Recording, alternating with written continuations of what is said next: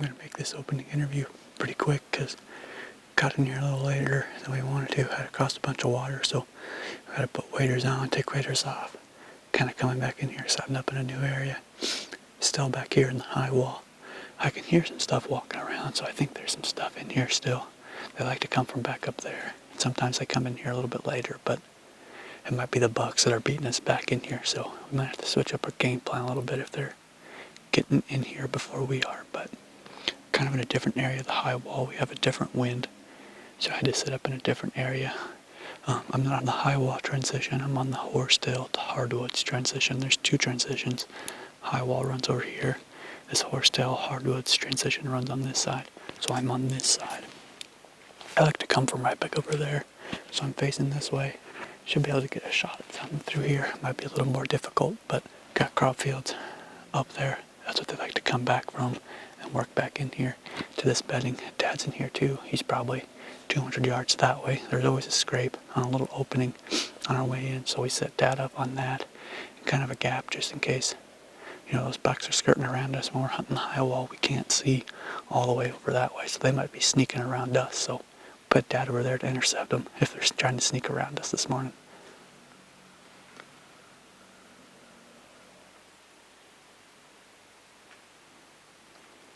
There's a doe or a spike. Something. There's a deer for sure right out here in front of me. I heard it walking. And I looked over and I could see it.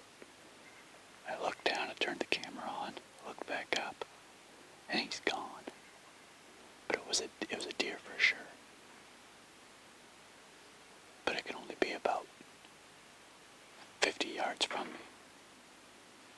Like he's right in here somewhere. I don't know where he went.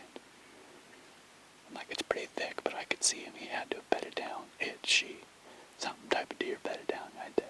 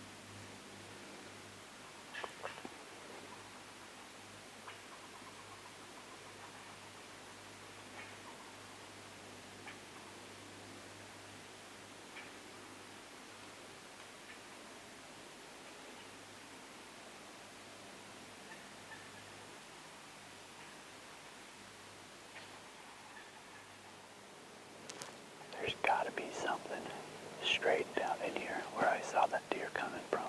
But those does were coming in. And they're not gonna catch my wind over there. The wind's blowing back this way. She got right over there, looking straight into where I saw that deer.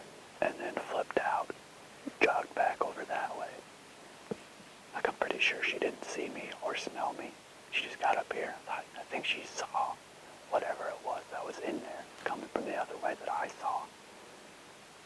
They're back over that way. You know, where I can kind of back in here now again, but there's something right down in here. I know it. I just haven't seen it again.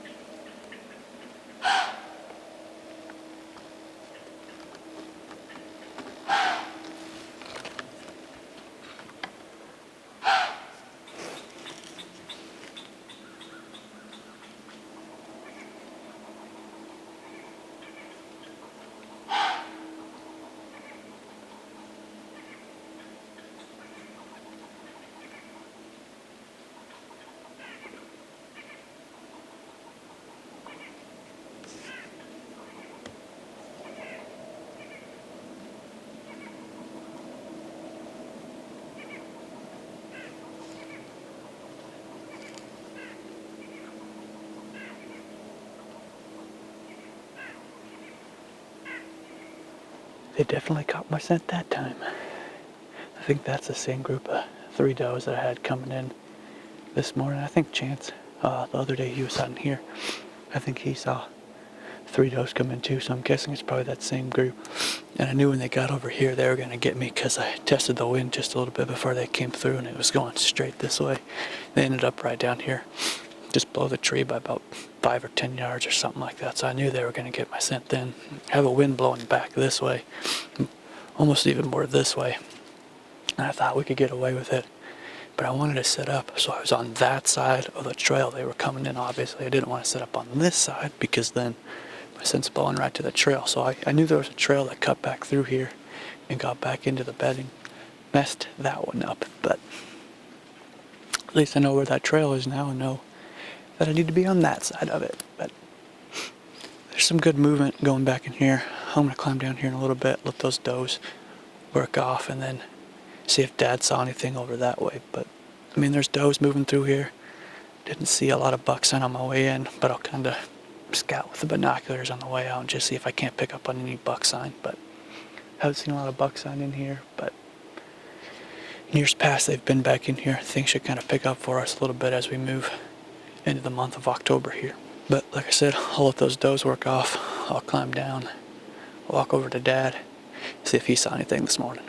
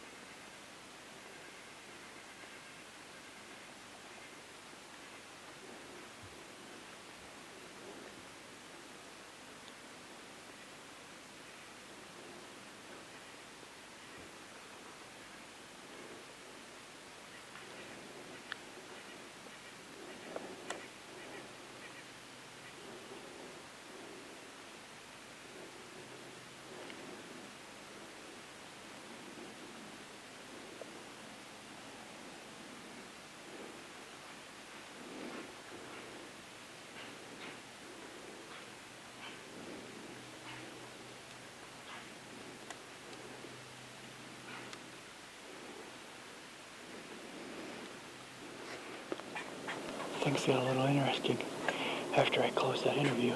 Literally just got done turning the GoPro off. Just kind of looking around, gonna try to get things organized. Start climbing down in a little bit.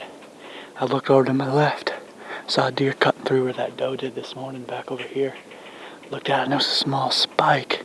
He cut through. I don't think I got any footage of him. I don't think I could get the camera flipped around through here quick enough. I tried to film him. Couldn't see him. So I was just looking over here, trying to do a little bit of glassing and stuff. See if I could find him again to get him on film. I looked down and saw movement right here real close. Put the camera over there, zoomed in on him, and it's a nice buck, a shooter. I think it was a 4x4, maybe a little bit bigger, but it was definitely a shooter.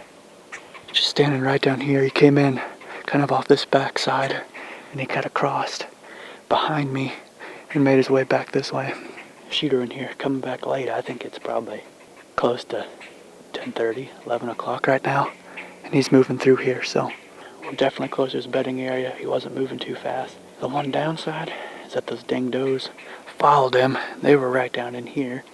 That same doe that keeps blowing, turned around, stared right at me. She can't see me. I can barely even see her through all this thick stuff, but she knows this is right where she smelled me. She blew like about 400 times. I guess that's the thing we got to figure out right now, is if I feel like I've done enough damage just to wait and come back tomorrow, or if we feel like we should take advantage of the fact we know there's a buck bedded in there and move in tonight. But didn't think we were having much luck. Saw some good does, or good movement from some does moving through, and then looked to my left and there's a shooter. So I guess that's how it goes.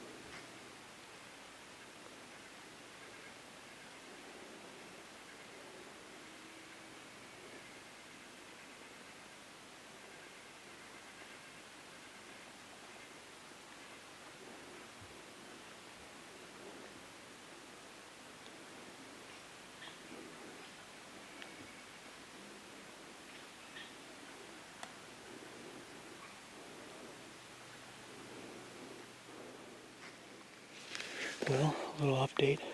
There's not just one shooter in there, there's two. It had worked off over that way, and I was just kind of sitting here, still keeping an eye on things. We had those does down here in front. Just wanted to make sure they had all worked off. And then I saw that buck again, and he was coming back this way, getting closer. So I thought, well, here we go. We might have a chance at him. He started coming back this way, getting out into this opening. And all of a sudden he took off and went back in there. And I was like, did he see me move or something when I grabbed my bow? And then in the camera, here comes another buck from the right side of the screen. There's two shooters in there. They've been following each other around probably 100 yards or so right out here in front of me. 2 bucks in here, so we got to figure out what we're going to do. And if we decide to come back, we got to figure out where we're going to go, because the wind don't set up real good. To sit right here again, it's just hard to tell. I mean, if he walks right over here, we're good. If he walks right over there, we're going to spook everything in. I know there's going to be does that are going to be coming out before they do. You just never know where they're going to be. And to put ourselves back at the high wall, giving ourselves a little bit of a cushion where we know they're not going to walk. The wind don't work for that. So I can move up here and get up in one of these trees and be within shooting range of where they were. It's just we're so far back in here, we're getting real close to that bedding that I don't want to bump them on my way in. But I guess that's what we'll do on the drive home, is figure out what the heck we're going to do from here. But the high wall never disappoints. 2 shooters at 11 o'clock on October 12th. So talk about the October lull, but if you get close enough to bedding, you get in the right spots, you can kind of diminish that October lull and still see shooter bucks. So 2 shooter bucks at the high wall. I'm going to slowly and quietly climb down from here and go get Dad. He's been waiting over there, probably wondering what the heck's going on over here. Made it all the way out. It takes us about a good hour to make it through here, because we got to put waders on, walk through stuff, take them off, put the waders back on, walk through water again. So it takes a good while to make it back in here, but made it out.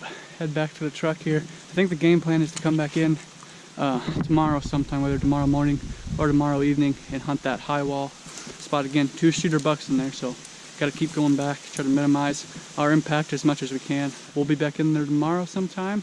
Hopefully we can get close enough to get one of those bucks into range. So thanks for watching, guys. As always, if you haven't already, hit the like button and subscribe.